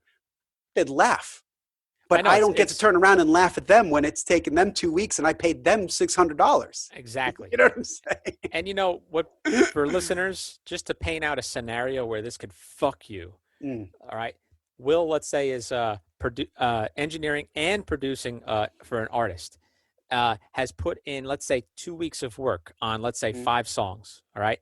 That artist is now coming in to do their final vocal Yep. recording. Oh, Right. this is a great example. Right. So everything's done. Yep. Right. But the most important part, which is the vocal part, that person is coming in to like get the actual take that will be Mm-hmm. in the recording. Mm-hmm. And let's say one of these pieces of software that Will purchased, because he's, by the way, because some people pirate, and I don't Yeah. like that. I don't think Yeah. that's cool No, I own all my with software. plugins and Yeah. shit. Hmm. I think you should pay for it. They do Yeah. work hard on it. It is amazing Yeah. software. So okay, so Will purchases this software, could be hundreds of dollars. The person shows up. Will has no fucking clue what's about to happen, which is that Yeah. software is basically going to go like this. Hey, Will, That's how it feels too. for listeners, I'm holding up two Yeah. middle fingers. Yeah. That's All how it right. feels. So I mean, like, and what sucks about that is not only did Will, that person probably showed up, Hmm. right? Will can't. Will either has to go around the bout way, which is not what he planned. Yeah. It might change the mix of whatever the song the Yep. production is. Yep. Like he's got to retool everything that day. That day alone, which could have been maybe 3 hours of work, let's say 4 hours of work, is he can't do anything. Yep. The maybe the vocalist, you know what? I don't want to do this take today. And then you don't even know. Will doesn't even know when he's going to be able to get back to work the way it's supposed to. That's exactly right. Yep. So you don't know Yep. if you lost one day. You don't know if you've lost Yep. 10 days. Yep. You don't know if you've lost a client.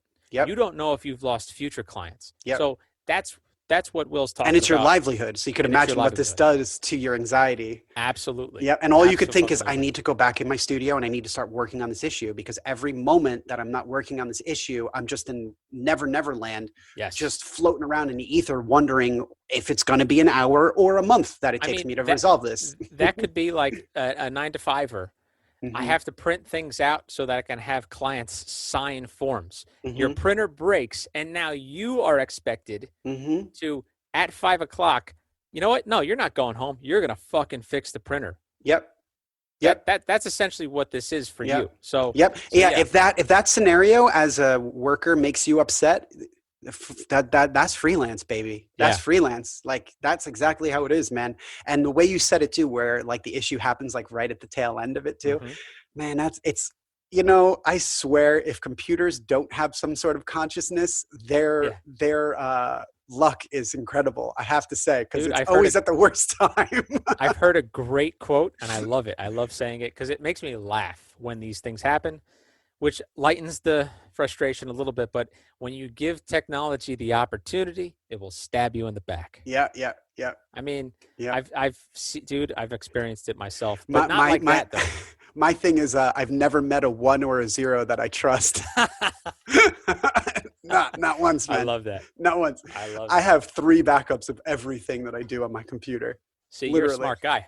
You got to, man. You got to. I thought, I have the dumbest crashes in my life. My asshole just went like this. Yeah. I just got really nervous. Yeah. I'm all tight now. You're like, that 2 terabyte that I have needs a friend, needs a clone partner. Hey, man, can we hold this off? I got to go make back. I'm kidding. Yeah, I got to hit that backup right now. Yeah, man. Will, let's get into some more PhantasmaPhonic stuff. Yeah. Take it away, man. Yeah. So, let's see what else.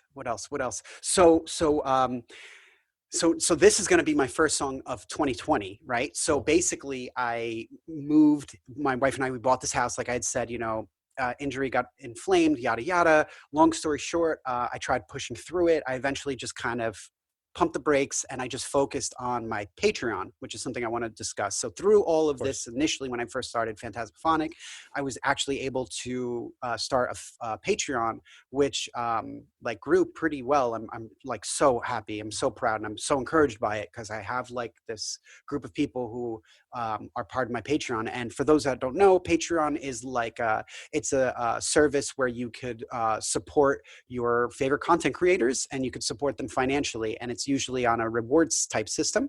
So like, for instance, with mine, it starts at $1 a month. So for $1 a month, you can have your name etched in at the end of every one of my music videos. Oh, that's cool. Yeah, it's just $1, right? And then $2, you get the music video earlier than everybody else, up to 24 hours. And then $5 a month, and you get like an additional MP3 every week, like a redux or like a remix or something of the song, or an older song or whatever. So if anybody's interested, patreon.com/PhantasmaPhonic. And just so you guys know, PhantasmaPhonic is with a PH. Yeah. Yes. No, Yeah. no F's. No F's. Yeah. No Both are F's. PHs. Yeah. Yeah, yeah. Phantasma and phonic PH. Yes, That's what, one word, phantasmaphonic, PH. and exactly how you would spell each word by itself. Just Yeah, put them just put together. together. So it's Yep. PhantasmaPhonic.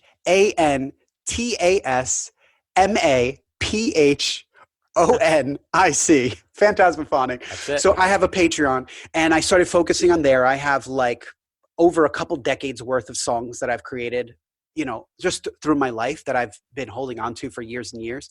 And I've just been slowly putting them out as Patreon only releases as I've been gearing back up to start getting together with releasing songs again, with our song being the first one back.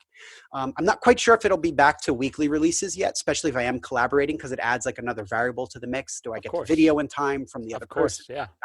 And I don't want to put that pressure on myself, Yeah, man. and especially the collaborator. I want this all to be chill.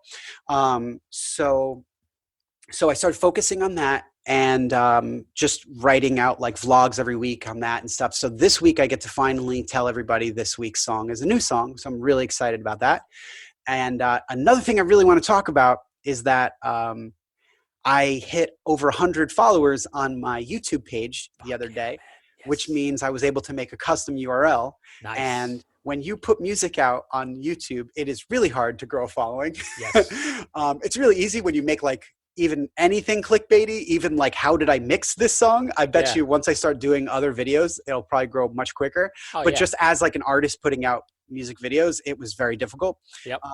But I'm so proud of myself, man. I made 100 subscribers. So I made my URL this morning. So now my URL is youtube.com/phantasmaphonic. Very excited about that. Congrats, Will. That's a big thank deal. you very much. So that's really great, man. I'm really, really happy about that. So awesome, dude. So that's kind of where I'm at for that. I'm actually gonna take a screenshot of this moment because I need to smile because I need a picture for tomorrow. So that's where I'm at with that. So then we're going to be back. I'm going to be back now on YouTube. My first video coming back tomorrow. And then from there, I'm just going to keep going, putting out more music videos. And then I'm going to try doing like other videos. So I want to do like producer reacts videos, like reacts to like a new album that came out or like an old song where I was singing terribly when I was like a teenager, stuff like that. I was thinking of doing mix down videos or like behind the scenes where like I mixed breakdown videos where I show people how I actually mixed the song that I did. That was another one. That's cool. I have it written down. I have like a list of like some ideas that I wanted to branch into just to start expanding my YouTube channel. But yeah, man. Anyway, so that's that. You have a cool Instagram page too, man, by the way, the PhantasmaPhonic Instagram page. I'm on it every day. Cool. Yeah. If anybody wants to be in touch with me, especially on an everyday basis, I'm definitely on Instagram.com/PhantasmaPhonic. I post every morning and that's where I'm definitely on all the time. And I push a lot of my content from Instagram onto YouTube and other stuff too. So there's a ton of music on there. I'm on Spotify, all the major all the major streaming companies, PhantasmaPhonic, I'm on. I have a friend of mine who he curates a playlist of all my PhantasmaPhonic songs. So even on Spotify, there's a PhantasmaPhonic playlist that has all my songs in order because I release singles. So in Spotify, it like stops after every song. Gotcha. So a buddy of mine who's been like a fan of mine as well, who I'm super grateful for many years. He's curated this playlist so they can play straight through. So there's that fantastic. Too. Yeah. That's awesome, man. So yeah, that's man. Exciting, dude. Yeah. So when probably an hour ago when we were talking about just the ability to have this data bank of a history of your creations got me thinking about, when we think of like elderly people, when we think of our grandparents, we think of it from this 20th century perspective. Yep. But when we're elderly, we're going to have things like this content to show. That's damn right.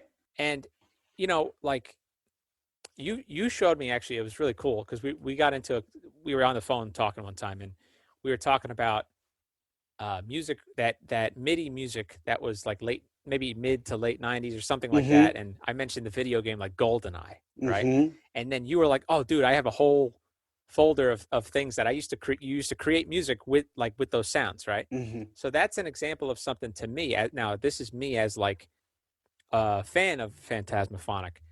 um, it would be like it's really cool to see a different perspective of a decade that I hold like as very special to me, like the Right, 90s, right. right? Yeah, So yeah. like to hear young Will in the 90s, what he created Yeah. back then, Oh, yeah. it's like I, a measurement of who you are, but also like your skill set back then. Like, okay, wow, this is pretty creative for back then.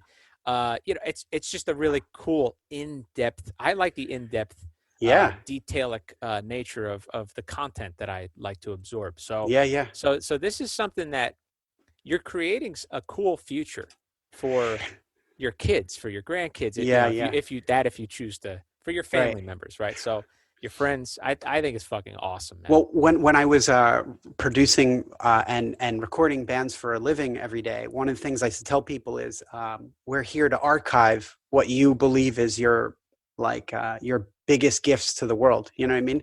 I'm Yeah, just here to help you archive this stuff so that when you're older, you'll be able to show your grandkids and be like, remember back then, remember this is 40, 50 years ago now. So that's exactly right, man. That's it's exactly fucking right. awesome. Um, do you want to hear some stuff from Absolutely. through the years? So I'll show you like some random stuff. So one of the things I've always been into is electronic music. Mm. And even though guitar is like my main instrument, I've made quite a few stuff without guitar. And I started out, well, I didn't start out this way, but I had Fruity Loops. This was in 1998, 1999. Fruity Loops had Whoa. just came out. I had a Pentium 2 laptop. Pentium 2 laptop. It was probably, I don't know, man, like 250 megahertz or something. I mean, Wow. yeah, it was a Sony Vaio. It started breaking immediately. It was terrible, and had Windows XP on it, right? So I put Fruity Loops 1 on it, and I was making songs like this. So this is from 1999.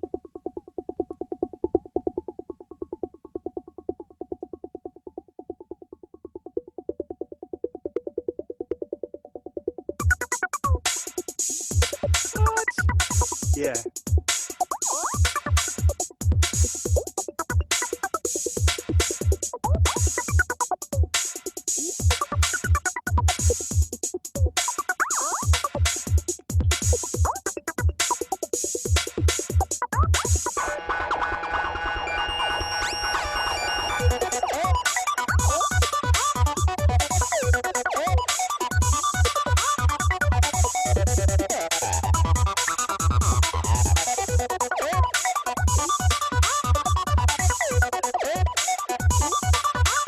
So that's like some stuff I would do, Man, it like, sounded in the beginning like something Tom York would write a song to, oh, I could see that actually.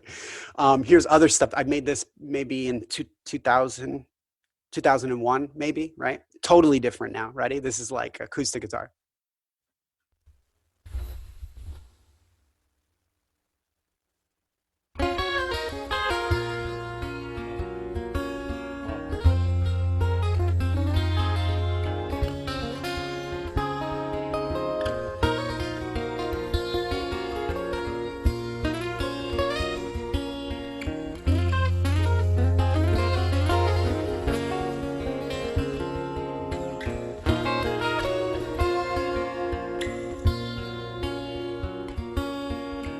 So I was like really into like acoustic stuff like that, Wow, man.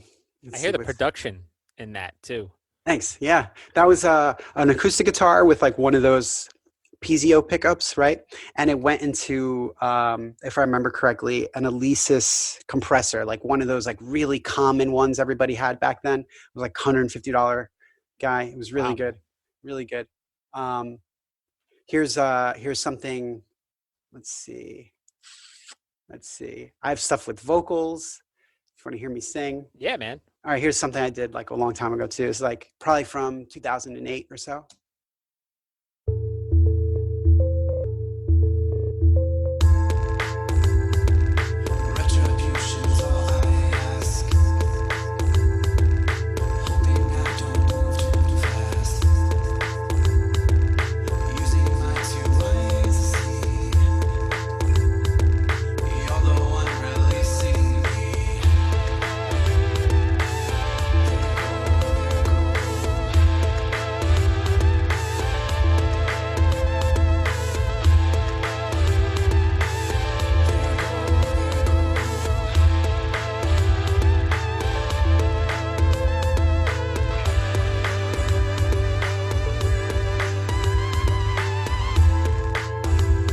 So I there's like a that.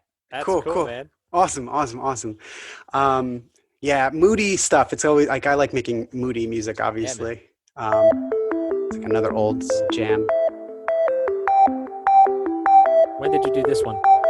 This was from the '90s too, late Oh, sweet. '90s. Yeah.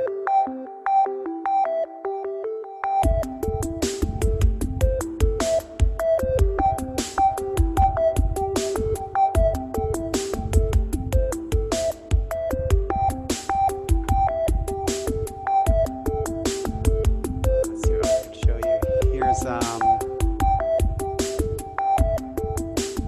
Oh, you like The Cure, right? You remember The Cure, right? You I like The do. Cure? Yeah. I'm not. I don't know a lot of the material. Oh, I see, I see, I see. All right, I'll skip to something else. Here's oh,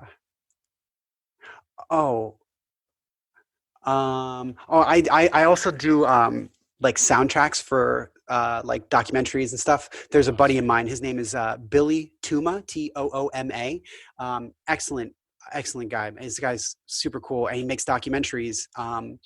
And him and I've worked together on several projects now. So I've gotten to do music for him on Awesome. a couple like aviator documentaries and stuff. First person to cross the Atlantic with a Wow. partner. That was one of them. Like really cool stuff. And he just goes in on detail, man. This guy is woof. He's top notch, right? That's So I've gotten to awesome. do some stuff with him. So I've made like stuff like kind of like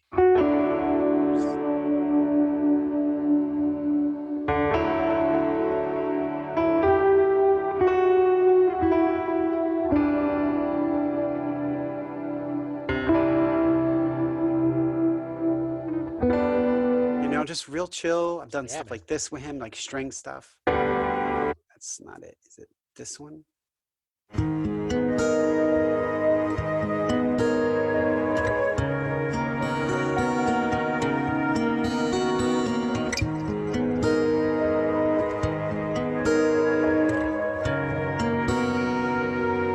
Like stuff like that. Yeah, man. I wonder if I could find it quickly, but I'd made the music for my wedding with my wife. Oh, wow. Yeah, this might be one.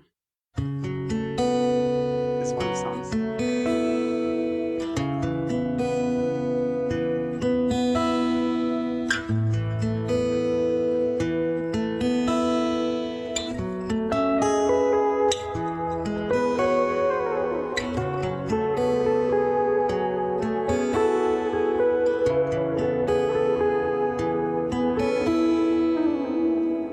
And a lot of Wow. my music, I like to do things that maybe I might even know, right? Like that little dun dun dun dun, right?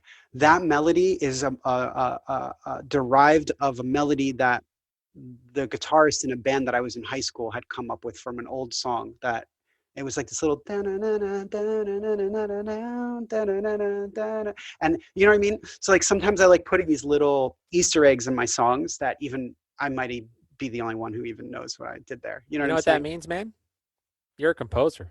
Hell yeah, dude. That's all I want That's to what the do. great composers would do, man. Well, we'll see. I don't know if I'm great, but I'm definitely making music. I'm definitely making music. I don't know if Yes, it's good or not. it's good. I'm just here to make it. So yeah, so that's like some old stuff. And then like I've also done stuff like here's stuff that I've done with other artists. Like this is a song that I had done with a singer. So I made the beat and all of this, and then the singer sang. Her name is Valerie Bendish. Valerie Bendish. Oh, Yep, yeah, I look know her up. Val. Yeah, You know Val. Yep. yeah. Yep. This is a song I did with her.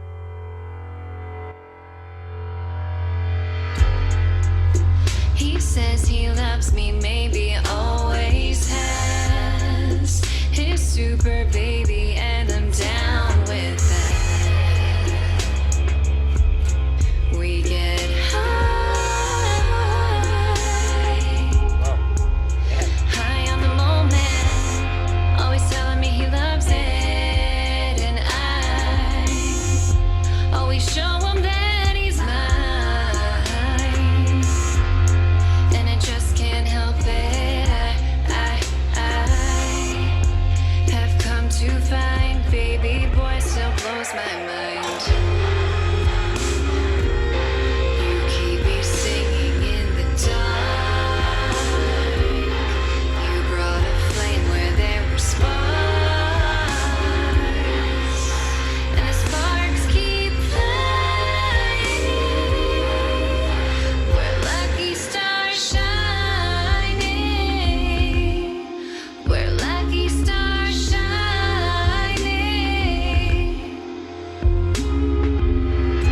So there you go. You know, there's me Very working cool, with man. somebody else.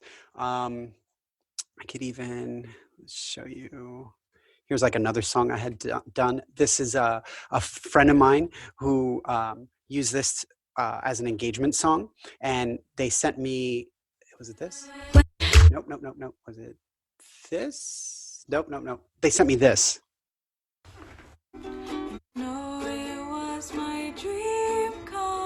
Like a phone recording of them playing it with a ukulele. You know what I'm saying?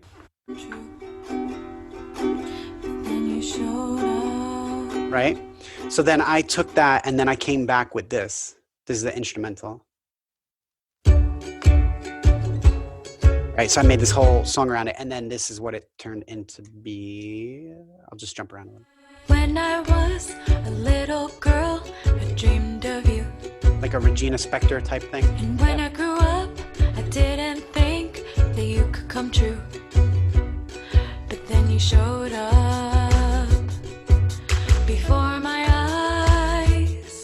Didn't know it was you. Didn't know it was my dream come true.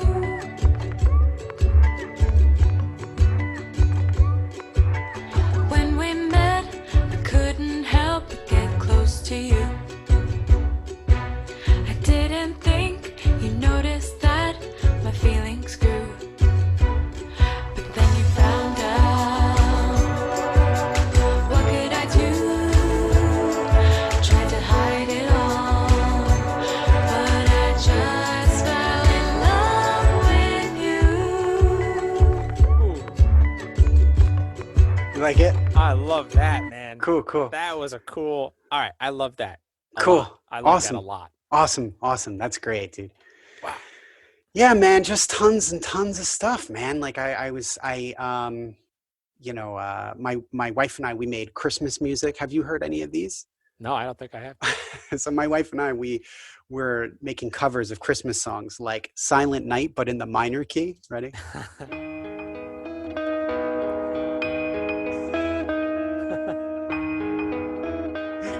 Real goofy shit, man. Silent night, holy night, all is calm, all is bright, round yon virgin mount. Merry Christmas, everyone. It gets good. Hang on.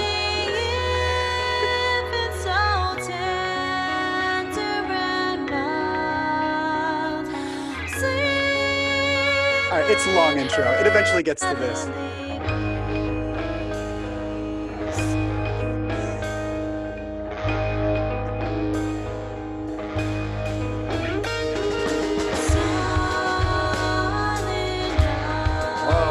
Right?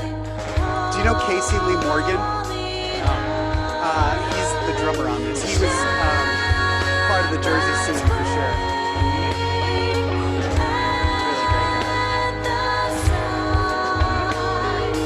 Really great guy. So yeah, we did a lot of that. Like, Yo, your wife's voice is beautiful. it's ridiculous, right? So Beautiful, man. When we were dating, I was in a band, right? And she asked me like multiple times, like, "Can I sing in your band?" But I didn't know she could sing, so I kept telling her no. I was like 19. I had no idea. Like my bandmates would be like, "Dude, like, why does your girlfriend keep asking? Like, she could be in our band, dude. Like, keep your girlfriend at home." Like, it was like that kind of attitude. And then like one day, like we heard her sing, and we were like, "Dude, you're really good. Like, you're actually really good." And she's really good at making harmonies, like those spooky kind of harmonies too. If I could find it, I have a song that we made with her from the 90s. Oh, shit. It's the first song I ever made with my wife, actually. And it's with a friend of mine who, Aaron Bazarab is his name. And him and I, we worked together really well, like growing up. and made a lot of music together, like a lot of like experimental music and stuff. We were both like into like anything weird like Radiohead, but then like heavy stuff like Meshuggah and stuff too, you Gotcha. know? Yeah. So we would Yeah. try to like kind of combine weird things like that. Mhm. And also, you remember the band Candira? Remember them? No, I've never heard them. They were like a hardcore band, like I think it was Jersey, like a Jersey hardcore band, but they would have breakdowns that were like complete like jazz pieces. Oh, So it'd nice. literally be like this crazy intense, like hard hitting, and then this crazy jazz breakdown, but like kids would Shit. still mosh to it. So we were into That's like cool. all that kind of stuff. But let me see. I think I could find it. Let me see. Maybe it's under Aaron Bazarab. Yeah, like these were some of the, let me see if this is, yeah, this is me and Aaron just playing. Like we would make weird shit like this.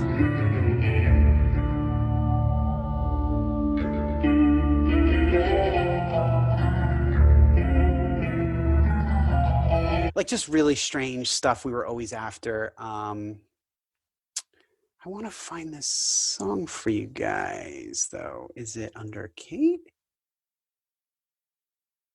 Oh, I guess not. Yeah, I know. Oh, here it is. Yes. Okay, this is it. So this is a drum machine playing a drum beat, and then two guitars. My friend Aaron and I, we both had guitars that had the MIDI plug-in. Mhm. You know what I'm talking about? Yep. So we were able to do like with one guitar, we could do guitar and MIDI. So we're both doing this. So everything we hear is literally just two guitars and drums, and then Kate singing. Wow.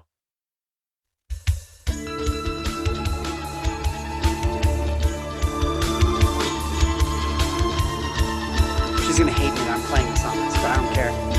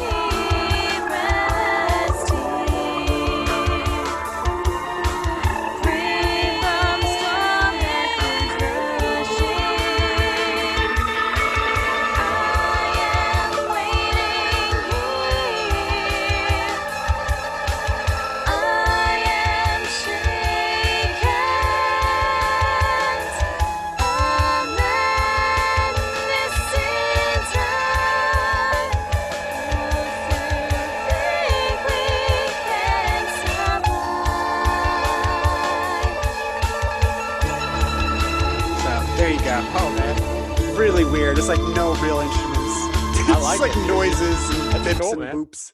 I like So, that, dude. You know, all kinds of stuff, man. I mean, Really cool, A lot man. of experimenting. Can I ask you to play Yeah. real fast? Just why don't you do like 2 or 3 little clips of one of the 30 weeks from just like a little bit. Yeah, You pick absolutely. like 3 of them maybe. Absolutely. Okay, so here is here's one song I really like.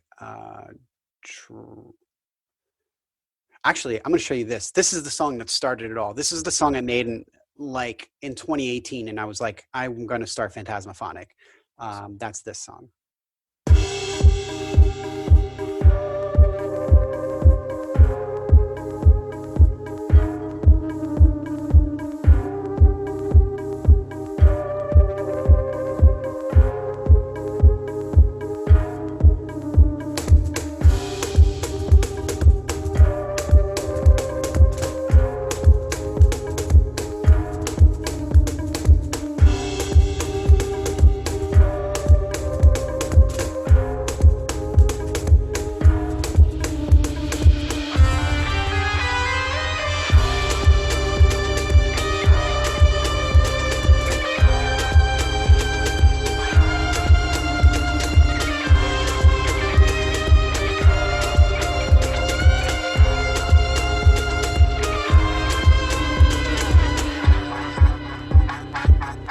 Yeah, so that's basically what started it. My first video I made was Wow. that, and I sounds didn't like- release it until. Was that a Right. cajon sound? Yeah, I think so. Yeah, That like sounds hand great. percussion. Yep. I love that, man. Here's like another song from around the same time period. This is like a song in like an odd time signature.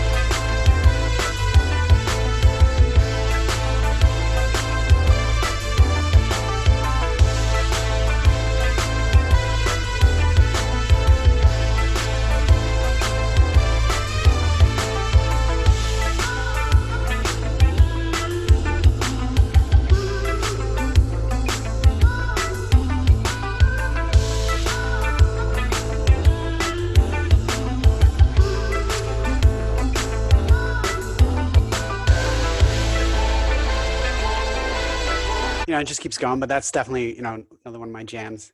That's awesome. I was trying to figure out Um, that time signature. So here's like some trap music that I did.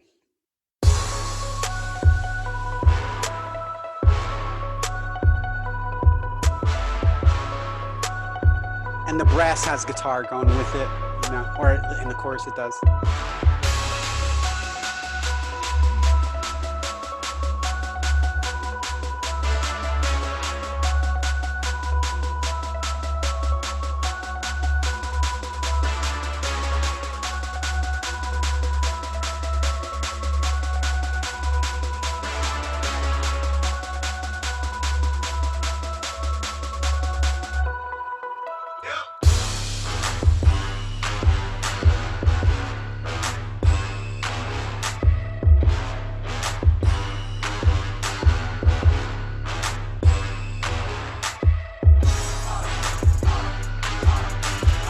So you get the feel of that one, Here's like another sick groove.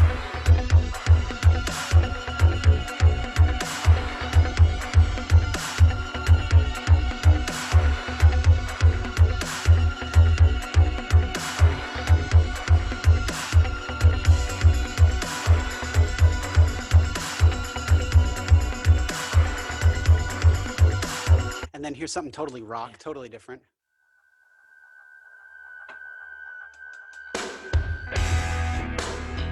It's like 90s rock.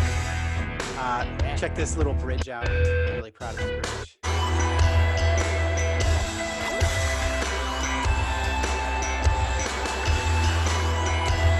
I played these drums with my fingers and did not quantize them, so it has human feel.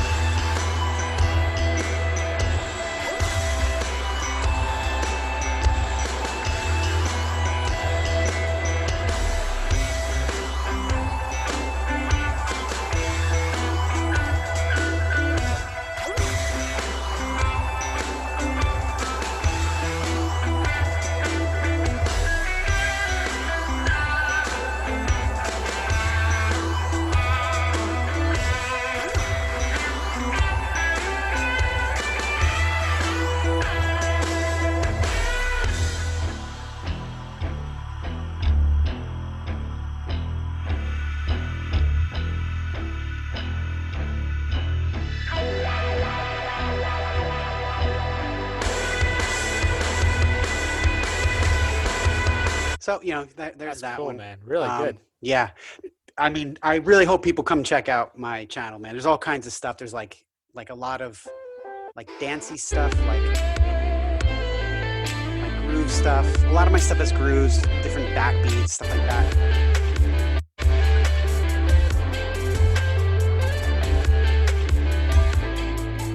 And you'll hear like no shortage of like guitar riffs, like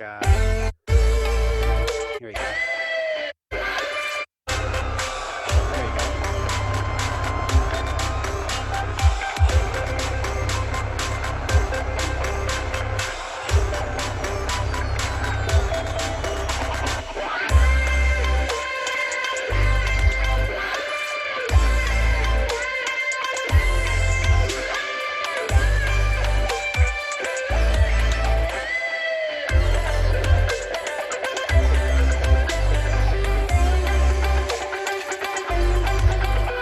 It's like a lot of instrumental guitar stuff.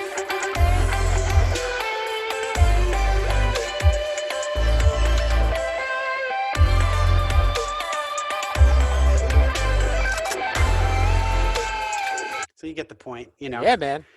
Dude.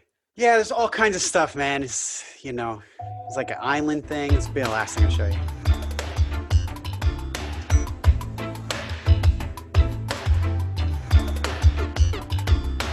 This is actually the channel video, like when you go to my channel, it's the first thing that comes up.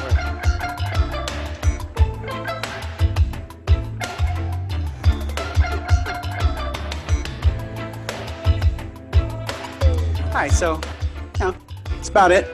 Yeah, man. There's a lot to listen to. There's a lot, yeah. There's a lot of unique sounds, but also familiar with elements of familiarity. I can't say that fucking word. You should never feel lost in any of my songs, but Yeah. you should always feel like it's the first time you're hearing that type sound. Yes. That's my Yeah. goal, at least. Absolutely. It's a definition of sonic umami. So many Ooh, flavors. I like that. Yeah, man. Awesome. I like it. Yeah, man. Great, Will. man. Thank you. Will, thank you so much for, first of all, putting in the work on something that, again, I thought was just sitting there. Yeah, It was inspirational too. I mean, so Will put in a lot of work. I did barely anything. So thank you again. That's going to be premiering. I think, well, as we're speaking tomorrow, which would be Friday. Yep. But by the time you hear this, it'll be out. Please you're going to go to either youtube.com/PhantasmaPhonic. Yep. Okay. Or is it Instagram.com/PhantasmaPhonic or Yep. at PhantasmaPhonic. Or at PhantasmaPhonic. Yep. Either Yep. one. That's my username on Instagram. Patreon. Is it patreon.com/PhantasmaPhonic? That's correct. So easy, man. You make it It so is. easy for the. I made it easy. The only thing hard is the spelling. Not so much though. Either way, I'm going to put it, man, very clearly. Awesome. All of these links. Great. Thank you. This is not something that you just go to and it's there and you check it out. You can interact with Will. Yes, absolutely. Okay? And he interacts with his patrons or just people who are fans. Yeah, even on Instagram or on YouTube, if you leave a comment, like I always write people back and stuff. I like to engage with people for sure. That's fucking awesome. And Will's a great dude. Will, thank you. Thanks for being on the show, man. Thank you for having me, man. I'm really appreciative. It's my first podcast I was on, so thank you so much. I've been waiting to have you on, and I wish that there wasn't a quarantine because we would have been in person doing this. We would have had our instruments out, probably jam. But you have an invitation for when we can do that, and Excellent. I can't wait for that, man. Yes, me too. Me too. All right, Will Lewis from PhantasmaPhonic. Yep.